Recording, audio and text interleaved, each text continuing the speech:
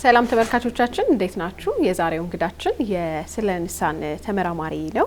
በኢትዮጵያ ቋንቋዎችና ታሪክ ዙሪያ የምርምር ግኝቶችን ያካተቱ በጣም በርካታ መጽሐፍትን ጽፏል። ሀገረ አሜሪካ ዛሬ ደግሞ ወደ ኢትዮጵያ መጥቶ አጋጣሚውን ተጠቅመን ቃለ መጠይቅ ልናደርግለት ወደናልና አብራችሁ እንድትቆዩ ጋበዝናችሁ።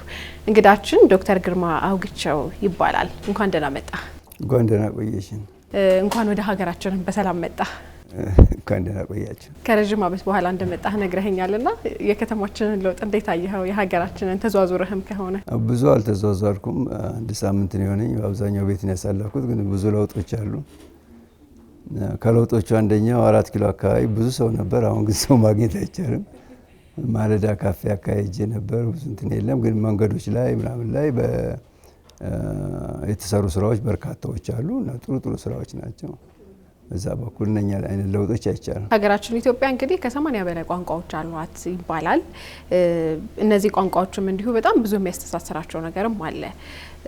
አንድ የሚያስተሳስራቸውን ነገር ብናነሳ አራቱ የቋንቋ ቤተሰብ የምንላቸውን እንኳን ማንሳት እንችላለን። እንደው በበርካታ ጥናትና ምርምር ስላደረክ በሀገራችን ቋንቋዎች ዙሪያ ትስስራቸው እንዴት ነው? ምንድን ነው የሚያገናኛቸው? በጥናት ውስጥ እንዴት ተረጋገጠ ከሚለው እንነሳ። በኢትዮጵያ ውስጥ ያሉ ቋንቋዎች ትስስራቸው ከሁለት አንጻር ማየት ይቻላል። አንደኛው የዘር ዝምድና የሚባለው በቋንቋ ጥናት በእንግሊዘኛ ጄኔቲክ ይባላል። ጄኔቲክ ሪሌሽን እና ዘር ብለን ነው የምንተረጉመው በአማርኛ ላይ። አንድ በዘር ይገናኛሉ፣ ሁለተኛ ደግሞ አብሮ በመኖር ይገናኛሉ። ኢትዮጵያ ውስጥ ያሉ ቋንቋዎች በዘር ደረጃ እንመድባቸው ካል ከሁለት ነው የምትመድቢያቸው፣ ከአራት ወይም ከምናምን አይደለም። አንደኛው ያው እነኚህ አፍሮኤዚያዊ የሚባሉ ቋንቋ ቤተሰቦች ናቸው። ሌሎቹ ደግሞ የአባይ ሰሃራዊ የሚባሉ ናቸው።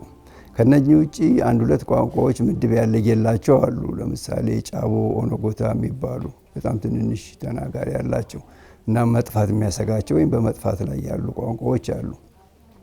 ከዛ ውጪ ደግሞ ሁሉንም ቋንቋዎች የሚያስተሳስር ይሄ የዘር ግንኙነቱ ነው። ከዘር ግንኙነቱ ውጪ ኢትዮጵያን አንድ ልዩ የሚያደርጋት ባህሪ አለ። በእንግሊዘኛ ከጀርመንኛ በተወሰደ ቃል ሽፕራቡንድ ይባላል።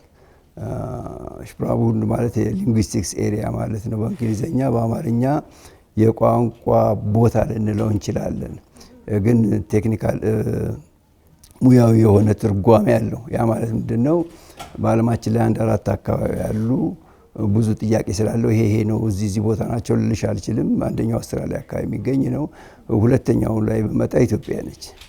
ያ ማለት ቋንቋዎች ከዘር ዝምድና ውጪም ረጅም ጊዜ በመቆየት ህብረተሰቡ ባለው ንክኪ መሰረት ምክንያት ግንኙነት ይፈጥራሉ። ያ ግንኙነት በቋንቋዎቹ ላይ ይንጸባረቃል። የጋራ ባህሪ ያዳብራሉ። ለምሳሌ ከጋራ ባህሪ ብዬ በወስልሽ እንደው በድምጽ ደረጃ እነኚህ ጨ ምናምን የምትያቸው አይነት ድምጾች እነሱ አይነት ነቀ ነጨ አይነት ድምጾች እንደ ጋራ ባህሪ የሚወሰዱ ናቸው። ሌሎችም አሉ። እንደው ለተመልካቾቻችን ሙያዊ ስለሆነ በጣም ጥልቅ ስለሆነ እዛ ዝርዝር ውስጥ አንግባ። ግን ሁለት ነገሮችን መልሼ ላስረግጥልሽ። የኢትዮጵያ ቋንቋዎች ከሁለት አንጻር ይታያሉ። አንደኛው ቅድም ካልኩሽ ከዘር ግንኙነት አንጻር ብዙ አይደሉም፣ ሁለት ናቸው በዘር እንሂድ ካል። ሌላኛው ደግሞ በቋንቋ ደረጃ በዚህ በአብሮ በመኖር ደረጃ አንድ የሚያስተሳስራቸው በዓለማችን ላይ ከሚገኙ ረጅም ጊዜ በመገናኘት ህብረተሰብ ተራክቦ በመኖር የጋራ ባህሪያ ካዳበሩ የቋንቋ ቦታዎች ውስጥ ከአራቱ አንዱ ኢትዮጵያ ነው። ከዛ አንጻር ማየት ይችላል። እሺ፣ ቋንቋና ባህል እንዲሁ ትስስሩ ከፍተኛ ነው አይደል? ለምሳሌ በባህላችን ውስጥ በምናደርጋቸው እንቅስቃሴ ባህላዊ ማህበረሰባዊ በሆነው ትስስራችን አንዱ ቋንቋ ስለ ሀገራችን ቋንቋ ነው ማወራውና አንዱ ቋንቋ ከሌላው ቋንቋ ጋር የሚወራረሳቸው ነገር አለ። የቃላት ሊሆን ይችላል።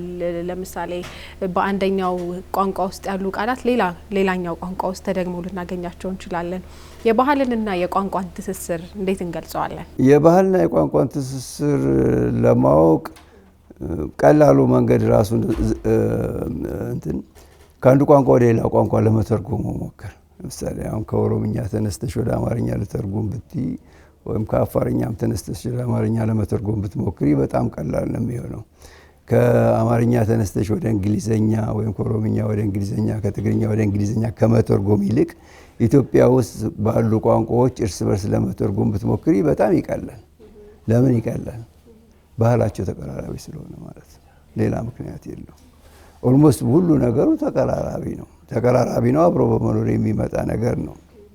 ከእድገትም ከኢኮኖሚ አንፃር አብሮ እንኳን ባይኖር በአንድ ሀገር ውስጥ ራሱ ባይኖር ያለው የኢኮኖሚክ የእድገት ደረጃው በኢኮኖሚ ደረጃ ያለው እድገት ማህበረሰቡን ከማህበረሰብ ያስተሳስረዋል። ባህላቸውን በተወሰነ ደረጃ የመቀራረብ ባህሪ ያሳያል። ግን ኢትዮጵያ አብሮ በመኖር ደረጃ እንትን የሚልበት የለም። የምታያቸው የምግብ አይነቶች ሊሆን ይችላል። በሄድሽበት ቦታ ላይ ባይተዋር አትሆኝም። ልክ ከኢትዮጵያ ወጣ ስትይ ገና እኮ ድንበር ስትሻገር የሌላው ጋር ስትሄጂ ልዩነት ያለሽና ሾክ ያደርግሻል። ምንም ያለ መግባባት ስሜት ያለ መግባባትና የባዕድነት ስሜት ያመጣብሻል። ግን የፈለግሽው ቦታ ብትሄጂ የተለየ ቋንቋ ቢናገርም አንዱ ክልል ወደ ሌላው ቦታ ላይ በሚሄድበት ጊዜ ብዙ ልዩነት አይሰማሽም። ምክንያቱም ሁሉ ነገር ያ ባህል ነው እና ባህልን በቀላሉ ለመገንዘብ የባህል ግንኙነቱ ምን ያህል በቀላሉ ምን ያህል ግንኙነት እንዳለው ለማወቅ በቋንቋዎቹ መካከል ያሉ የትርጉም ሁኔታዎችን መመልከት። ለምሳሌ አንድ ሰው አንድ አረፍተ ነገር ተናግሮ አለምንም በኦሮምኛ ተናግሮ በአማርኛ በቀጥታ በቀላሉ ተረጉሙ ትችላለሽ። ያ የባህል ግንኙነትን ትስስሩንም የበለጠ የሚያሳይ ይመስላል። በሰለጠነው ዓለም የቋንቋ ብዝሃነትን በጣም በርካታ ቋንቋዎች መኖራቸውን ለመልካም ነገር ለአንድነታቸው ሲጠቀሙት እናስተውላለን። ሀገራችን ኢትዮጵያስ እሱን መጠቀም አለባት። እውነት ለመናገር ከሆነ ይህን ጥያቄ በአሁኑ ጊዜ እንዴት ነው ብትኝ እኔ ለመመለስ ይከብደኛል። ምክንያቱም ከኢትዮጵያ ራሱ ከወጣው በርካታ ጊዜ ነው አልፎ አልፎ ብመጣም። ስለዚህ በአሁኑ ደረጃ ላይ ያለው አመለካከት ምንድን ነው ብትኝ አላውቅም። ግን በኢትዮጵያ ውስጥ በፊት እኔ በነበርኩበትም ጊዜ ቢሆን ከሌላው ዓለም የተለየ ነገር ነው ብዬ አልገምትም። ምክንያቱም ቋንቋ ውበት ነው። ብዙ ቋንቋ ማወቅ ይበረታታል። በየትኛውም ዓለም ላይ የሚበረታታው ከማህበራዊ ጠቀሜታው ለግለሰቡ ከሚያደርገው ጥቅም በተጨማሪ ለአእምሮ ራሱ እድገት ጠቃሚ ነው ብዙ ቋንቋ ማወቅ። ስለዚህ ሰውንም ከማክበር ሌላውንም ህብረተሰብ ባህል ከማክበር ባሻገር ቋንቋ ለራስ ራሱ ይጠቅማል። በኢኮኖሚ ደረጃ ለጭንቅላት እድገት ራሱ። ስለዚህ በዓለማችን ላይ በርካታ በተለይ በአሁኑ ጊዜ በቅርብ ጊዜ የመጣ ነው። ድሮ ቋንቋን መጨፍለቅ ነው የትኛውም ዓለም ላይ። እንደውም ቋንቋቸው እንዳይናገሩ የሚከለክልበት አለ። በቀኝ ግዛት ጊዜ ፕሮሞት የሚደረገው ታውቂያለሽ፣ አምባገነንነትን የሚገልጹ የራሳቸውን ቋንቋዎች ነው የሚያደርጉት። ሌሎቹን ቋንቋዎቹን አይደለም ህብረተሰብን ራሱ እንዳለ የማጥፋት ሁሉ እንትን ነበር። ግን ከዛ በኋላ ላይ አሁን በቅርቡ ጊዜ በተለይ ከ20ኛው ክፍለ ዘመን ወዲህ ያለው በአጠቃላይ ቋንቋዎችን ፕሪዘርቭ የማድረግ የመጠበቅ ለረጅም ጊዜ የሚያቆየት ብዙ ቋንቋዎችን መማር ያለውን ጠቀሜታ አጉልቶ የማሳየት ብዙ ቋንቋ መማር ብቻ ሳይሆን ማወቅ ሰዎችም የተለያዩ በቁጥር አናሳ ሳይሆኑ ኢቭን ቋንቋ የሚናገሩ ሰዎች ቋንቋቸውን ጠብቀው እንዲያቆዩ የማበረታታት የማገዝ በዓለማችን ላይ ደረጃ ይታያል። በኢትዮጵያም አይ ቲንክ የአይነቱ ነገር ያለ ይመስለኛል። ችግሮች ቢኖሩ። አንተ ግን ምን ያህል ቋንቋዎች ትችላለህ? እኔ ብዙ ቋንቋ እችላለሁ ብዬ ለመናገር ይከብደኛል። በአንድ ወቅት አንድ ምሳሌ ልስጥሽና በአንድ ወቅት ንግግር እያደረጉ እንዲህ በአማርኛ ነው ንግግር ማደርገው ለሰዎች አቅርቤ ስወጣ የመጀመሪያ ቋንቋ ምንድነው አለኝ። እኔ አፍ የፈታሁት በአማርኛ ነው። ስለዚህ አማርኛም ጥሩ አይደለም ማለት ነው። ስለዚህ ከአማርኛ ውጭ ብዙ ቋንቋ እችላለሁ ማለት ይከብደኛል። ግን ያው እንግሊዘኛ የምሰራበትም ነው የተማርኩበትም ነው። እሱን እንግዲህ ከዛ ኦሮምኛ ሰማለሁ። ትንሽ መናገሩ ላይ ሊከብደኝ ይችላል። ትግርኛ አሁን ትንሽ መናገር እየከበደኝ መጣ። ግን በጣም ጎበዝ ነኝ በሱ ላይ። በደንብ አንበም በስማት አያመልጠኝም። እስካሁን 4 ቁጥር ያለው አማርኛን ጨምሮ። እሺ አርጎብኛ ስለሰራሁበት የተወሰኑ ነገሮችን አንደርስታንድ ላደርግ ይችላል ሊገባኝ ይችላል። ግን አርጎብኛ ራሱ ተናጋሪው ብዙ አይደለም። ግን ስለሰራሁበት አርጎብኛ ላይ አንድ 5 መጽሐፎች ጽፌያለሁ። ከሰዎችም ጋር በመተባበር የመዝገበ ቃላት፣ የሰዋሰው መጽሐፍ፣ የማስተማሪያ መጽሐፍ እንዲሁ ቋንቋው ሪቫይቭ ለማድረግ ከመነሻው ላይ የሞከርናቸው ጥረቶች አሉ። ግን እሱን በማወቅ ደረጃ ብዬ ብዙ የምገልጸው አይደለም። ጀርመንኛ አንብቤ እረዳለሁ። ደህና ነኝ። ጣሊያንኛ ትንሽ ነው። በጣም ጥሩ። ወደ 7 እየቆጠርኩ ነው። በጣም አሪፍ። ብዙ ቋንቋዎችን አንዱ የስልጣኔ መንገድም ነው፣ አንዱ የስልጣኔ መገለጫም ነው ብለናል። ብዙ ነገሮችን የምናውቅበት ስለሆነ ጥሩ ላይ ነህ። ለኔ ብዙ ቋንቋ ታውቃለህ። ማወቃልሽ። አዎ። ወደ ዘመን አቆጣጠር ደግሞ እንምጣ። ሌላው በጣም ሰፊ ጥናት ያካሄድክበት ነገር እሱ ስለሆነ ማለት ነው። ያው የዘመን አቆጣጠር የህብረተሰብ መገለጫ አንዱ መልክ ነው፣ ሌላኛው መልክ ነው ብዬ አስባለሁኝ። ጊዜ ይለካል። ከዚህ እስከዚህ ይሄን ያህል ተብሎ እንለካለንና እንደው ጊዜና የሰው ልጅ ልኬት አፈጣጠር እንዴት ነበረ? የዘመን አቆጣጠር ጊዜን ለምን ሰው ልጅ መለካት አስፈለገው በምንልበት ጊዜ አብዛኛው ከእምነት ጋር በተያያዘ የጀመሩት ይመስላሉ። ሌሎቹ አብዛኛው ከተፈጥሮ ጋር የተያያዘ ነው። ጊዜ የምንለካባቸው ነገሮች እኮ ብዙ ከተፈጥሮ ጋር የተያያዘ ነው። ለምሳሌ ፀሐይን ብትመለከት በአመት ዞራ የምትመጣበት አለ። ሌሊትና ቀንን ብንመለከት መጨለምና መንጋትን እንኳን እኛ ቀርቶ እንስሳቶችም በተወሰነ ደረጃ ያውቁታል፣ መግለጽ ባይችሉም። ስለዚህ ቀን መቼ እንደሚዞር እሱን ማወቅ መቻል አለበት። የቀኑ ሲረዝምና ቀኑ ሲረዝም የብርሃን ሰዓቱ ሲረዝም የጨለማ ሰዓቱ ሲረዝም እንደዚህ ሁሉ የምትመለከቱ። ሌላው ወርን ብትመለከችው ጨረቃ ዞራ የምትመጣበት ነገር አለ። ጨረቃ ሁላችን የምታስገርም ነው። በጨለማ በነበረበት ጊዜ ማለት ጨለማ ጊዜ ጨለማ ይሆንና ጨረቃ በሌለችበት ሰዓት ላይ ጨረቃ ስትወጣ ብርሃን በማታ ላይ ማግኘት፣ ይሄ ሰው ልጅን ሁሉ መሳቡ አይቀርም ከጥንት ጀምሮ። ስለዚህ ዞራ የምትመጣበትን ጊዜ ማስላት ነበረባቸው። በዓለማችን ላይ ብትመለከች በአብዛኛው በብዙ ቋንቋዎች ወር ማለት ጨረቃ ማለት ነው። ሁለቱም አንድ አይነት ቃል ናቸው። ወር እኮ ራሱ ጨረቃ ማለት ነው። በአማርኛ ላይ ጨረቃ የሚባል ቢምጣ እንጂ በትግርኛ ላይ ብትጂ፣ በግዕዝ ላይ ብትጂ ወር ማለት ጨረቃ ነው እና በብዙ ቋንቋዎች ላይ በእንግሊዘኛው መንዝ የሚለው ከወር የመጣ ነው። ሙን ከሚለው ጋር ይያያዛል እና በበርካታ ቋንቋዎች ጋር እሱ አለ። ሌላው የወቅቶች መፈራረቅ አለ። የወቅቶች መፈራረቅም ለሰው ልጅ ወሳኝ ናቸው። ክረምት የሚመጣበትን በጋ የሚሆንበትን ማወቁ ሰው ራሱን መገንዘብ ከጀመረበት ጊዜ ለተለያየ ምክንያት ኢቨን የእርሻ ተግባር ከማካሄዱም በፊት። ስለዚህ ከነኛ ጋር ጊዜን የማስላት ነገሮች የመጡ ይመስላል። ስፔሲፊካሊ እንደው አትሊስት አሁን ዶክመንትድ የሆነ ሂስትሪ የምንለው ዶክመንት መረጃ ያለን አይደለ? ማስረጃና መረጃ ያለንን በጽሁፍ የመሳሰሉ ነገሮች በሱ ደረጃ በምትመጭበት ጊዜ ጊዜን በትክክለኛ ደረጃ ማስላትና የዘመን አቆጣጠርን በመቀመር ደረጃ ላይ ቀዳሚ ከሚባሉት ውስጥ ግብጾች አንደኛው ናቸው። ሌላው የባቢሎኒያን አካባቢ የነበረው አለ። ባቢሎኒያን ሱሜሪያኖች ከአኬዲያን በፊት የነበሩት እነኚህ የሱሜር መንግስቶች እንደውም አሁን የምንጠቀምበትን የሰዓትን 60 ደቂቃ በ60 ደቂቃ የመከፋፈል ይነሱ ነው። ይሄ ወደ 5000 ዓመት አካባቢ የሚያስቆጥር ይዛን ያህል ሄደው ረቀቁ ነበሩ። ግብጾችም የመጀመሪያ ላይ በተለየ እርሻ ተግባርና መንግስታቸው ሲመሰረት ወደ 3200 ቢሲ አካባቢ ማለት የታችኛውና የላኛው ግብጽ ተሳስሮ ወደ መንግስትነት በሚለወጥበት ጊዜ ከዛን ጊዜ ጀምሮ ቢያንስ በጽሁፍ የሰፈረ የዘመን አቆጣጠር እንደነበራቸው እናውቃለን። ለዘመን አቆጣጠር እንዲኖራቸው እነሱ ደግሞ ግዴታ የሆነባቸው የአባይ ሙላት ነው። አባይ የሚሞላበትን ጊዜ ማወቅ ነበረባቸው። ምክንያቱም ሁሉ እርሻቸው ህይወታቸው እስካሁንም ድረስ እንደምታውቁ ግብጾች ከአባይ ጋር በተያያዘ የተለያዩ እንትኖች የሚነሱበት ምክንያቱ ህይወታቸው ከአባይ ጋር የተሳሰረ በመሆኑ በዛን ጊዜ ደግሞ አስበው የዛሬ 5000 ዓመት አካባቢ እና ያንን ማስላት ነበረባቸው። ያንን ለማስላት በሚጠቀሙበት ጊዜ ለምሳሌ አንድ ኮከብ አለች፣ ሲሩስ የምትባል ኮከብ አባይ የሚሞላበት ጊዜ በአመት የምትታይበት ከአባይ ሙላት ጋር በተያያዘ ነው። ልክ አባይ የሚሞላበት ጊዜ እሷ ትታያለች። ያንን ቀኑን በማስላት ምን ያህል ጊዜ እንደሆነ ከዛ በመነሳት ዘመን ማስላት ጀመሩ። ዝርዝሩን ከፈለሽው በኋላ ገባል። እሺ፣ አሁን ወደ ሁለተኛው ጥያቄ እየመጣህልኝ ነበር ብዬ አሰብኩኝ። አሁን ዓለም የሚስማማበት የግሪጎሪያን ካላንደር የምንለው አለ አይደል? ከሱ ወደ መስማማታችን ከመምጣታችን በፊት ሀገራችንን ሳይጨምር ማለት ነው ሁሉም ሀገራት ኦልሞስት አብዛኞቹ የሚባሉት የየራሳቸው አቆጣጠር ነበራቸው፣ ጊዜ የሚለኩበት ነገር ነበረ።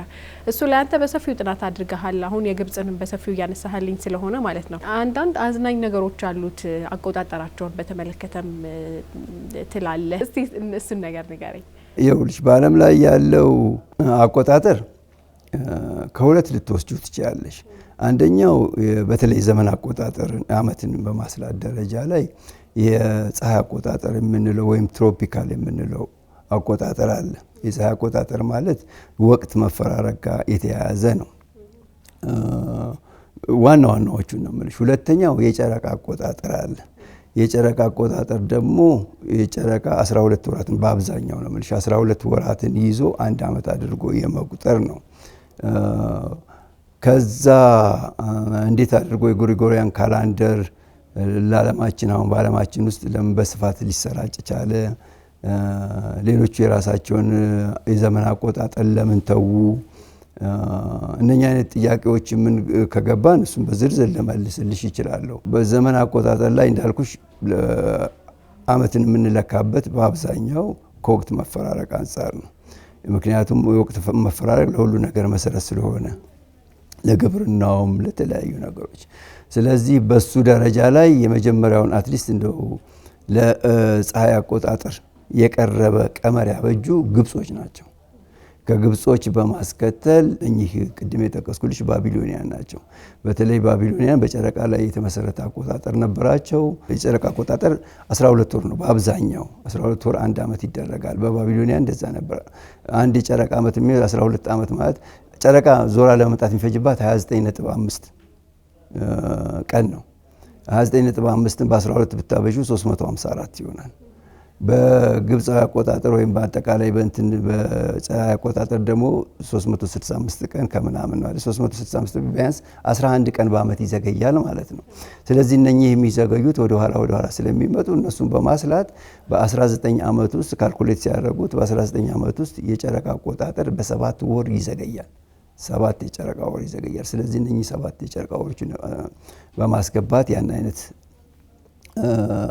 ከፀሐይ አቆጣጠር ጋር የተስተካከለ ወይም የቀረበ በአማካይ አመትን ለማውጣት ሞከሩ። እንዴት እንደመጡ በዝርዝር ልገባልሽ ይችላለሁ። ለምሳሌ ለምን ግሪጎሪያን ካላንደር ኢትዮጵያ በዓለም ላይ መጣ? ምንድነው ከኢትዮጵያ ካላንደር ጋር ግንኙነቱ? ግሪጎሪያን ካላንደር ራሱ ከየት መጣ? ሌሎቹ አቆጣጠሮች ደግሞ ለምን የራሳቸውን ትተው ያን ግሪጎሪያን ወሰዱ የሚለው ላይ ከፈለግሽ ዝርዝር መጣ ነው። እሺ በዛው ልቀጥል? አዎ ይቻላል። ኦኬ በመጀመሪያ ደረጃ የግብጾች አቆጣጠር ከምንም ጋር ግንኙነት የለውም። ከእምነት ከምን ጋር የምታገናኘው አይደለም። የማወራልሽ የፀሐይ አቆጣጠር ነው። በግብጾችም የጨረቃ አቆጣጠር ነበረ ለተለያዩ በዓላትን ለማስላት የሚጠቀሙበት። የዚህ የግብጾች አቆጣጠር 365 ቀን አለው። 365 ቀን በኋላ ወደ 366 እንዲሆን በአራት ዓመት አንድ ጊዜ አንድ ቀን እንድትጨመር የተደረገው ወደ 3ኛው ክፍለ ዘመን አካባቢ ነው። በፕቶሎሚ 3ኛ የሚባለው ግሪኮች ግብጾችን ማስተዳደር በጀመሩበት ጊዜ። ከዛ በኋላ ግን በተግባር የሆነው በኋላ ላይ ነው። በተግባር በኋላ ላይ የሆነው ስልሽ በ22 ቅድመ ጋር አቆጣጠር አካባቢ ነው የሆነው። የግብጾችን እንደዛ ተስተካከል 366 ማለት በየ4 አመቱ አንድ ቀን እየተጨመረ ሊፕ አመት የምንለው ከሱ ጋር ሆኖ በዛ ተስተካከለ። ከዛ የግሪጎሪያን በምትቆጥርበት አይነት ማለት ነው። ኤግዛክትሊ የግሪጎሪያን አቆጣጠር በወቅቱ አልነበረም። የጁሊያን አቆጣጠር ነው። ጁሊያኖች ደግሞ ጁሊያንም አልነበረ በወቅቱ የሮማን አቆጣጠር ነው። የሮማን አቆጣጠር ከመነሻው ላይ 10 ወር ነበረው። በኋላ ወደ 12 ወር ጨመሩበት። ከ12 ወር በኋላም ግን እያንዳንዱ አመትም ወርም የሚነሳው ወይም የሚነገረው በነጋሪ ነው።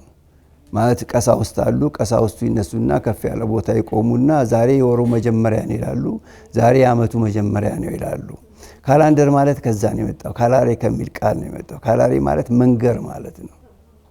እና እዛ ላይ ተነስተው የወሩ የአመቱ መጀመሪያ የሚወዱት ባለስልጣን ሲኖር የካውንስለር ሲኖር አመቱን ያራዝሙታል። ለውጥ ወሩንም ያራዝሙታል። አይናገሩም። የሚጠሩት ሲኖር አሳጥረው እንትን ያደርጋሉ። ስለዚህ የሮማን አቆጣጠር ዝብርቅርቅ ነበር። ይሄ ዝብርቅርቅ ነገር ስላሳሰበው ጁሊየስ ቄሳር የሮማን አስተዳደር በነበረበት ጊዜ ይሄ መስተካከል አለበት ብሎ የግብጽ ሀገር የነበሩ ሊቃውንትን አንተቶ የግብጾች እንዴት ነው ያለው ብሎ በዛ መሰረት ከምንም ጋር ያልተገናኘ ግን ለፀሐይ ዓመት የቀረበ ካልኩሌት ተደርጎ ልክ እንደ ግብጹ 365 ቀን ያለው ከዛ ውጪ በሊፕ ዓመት አንድ የሚጨምር ቀን የሚኖረው ቀመር አደረገ። በወቅቱ አይ ቲንክ 67 ቀናት ያህል ጨምሮ በፊት ከነበሩት ላይ አዲስ አቋቋመ። በፊት ወር የሚጀምረው ራሱ ማርች ነበረ።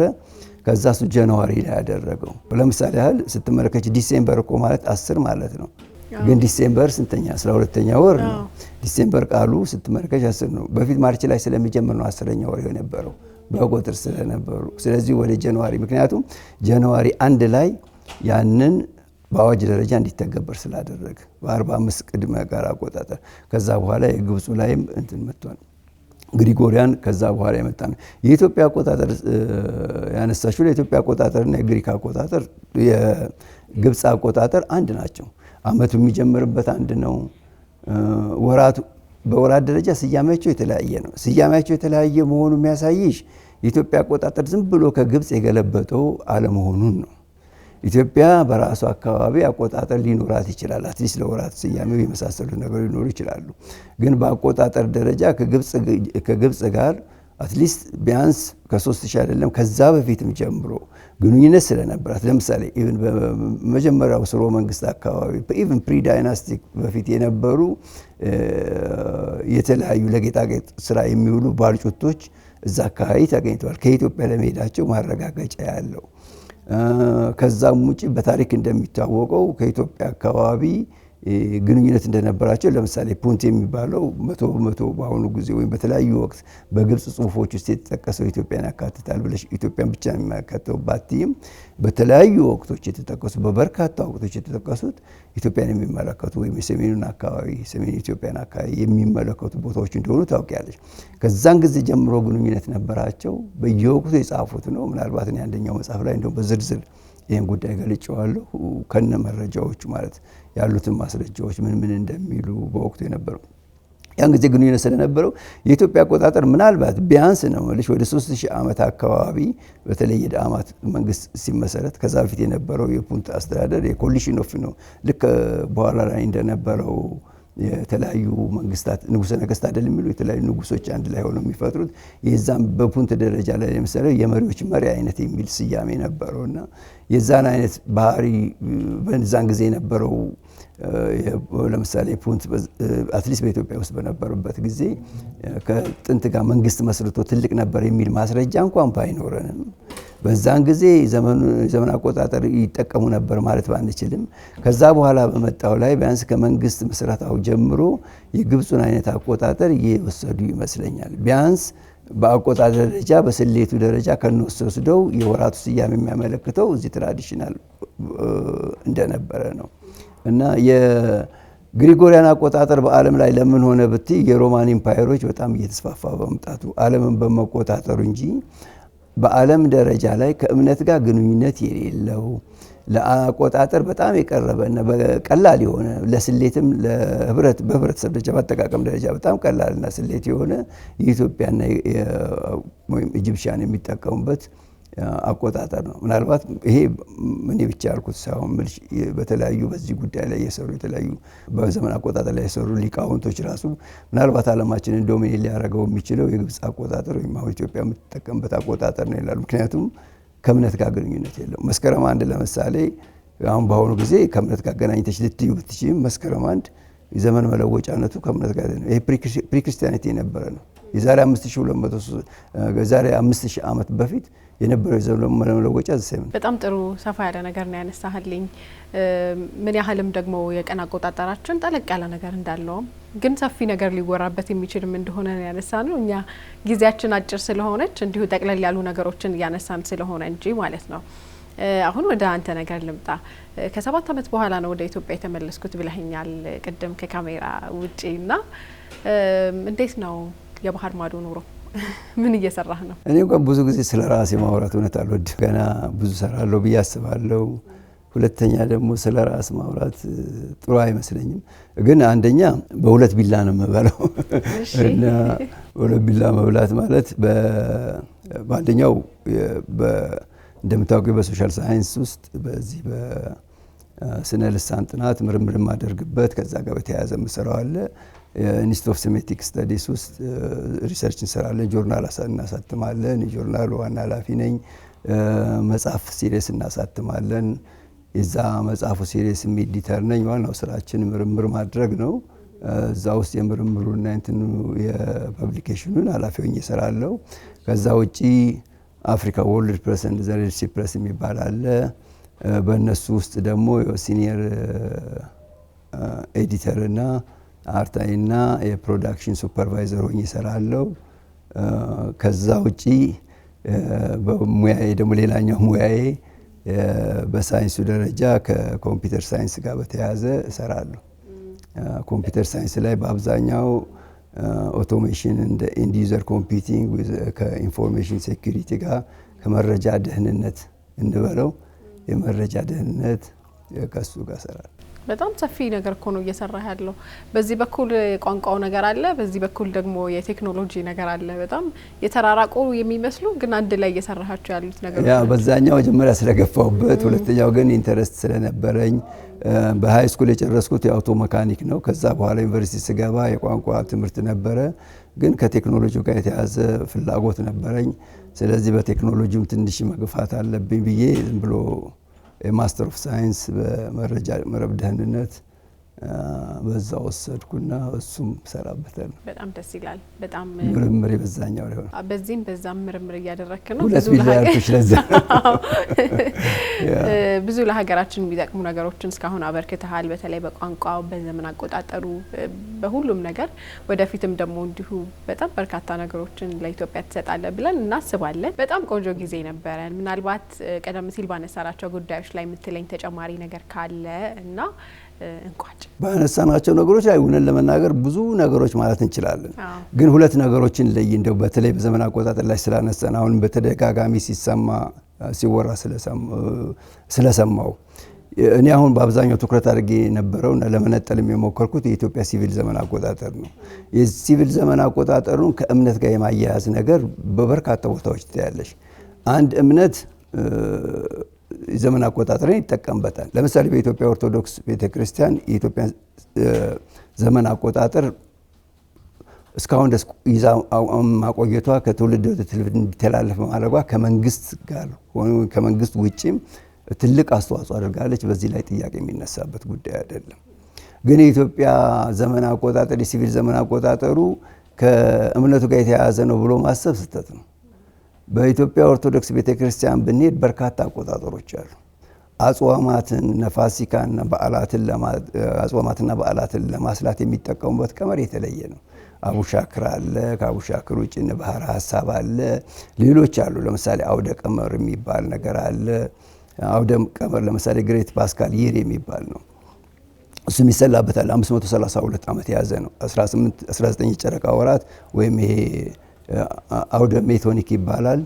በግዕዝ አውደ በቀቴ ይባላል እና እሱን በ28 ወራት በማብዛት ነው 19ን በ28 ታበጁ ያን ያህል ያመጣልሻል። እና በእስልምናው እምነት ውስጥ ብትመለከቺ የእስልምና አቆጣጠር አለ።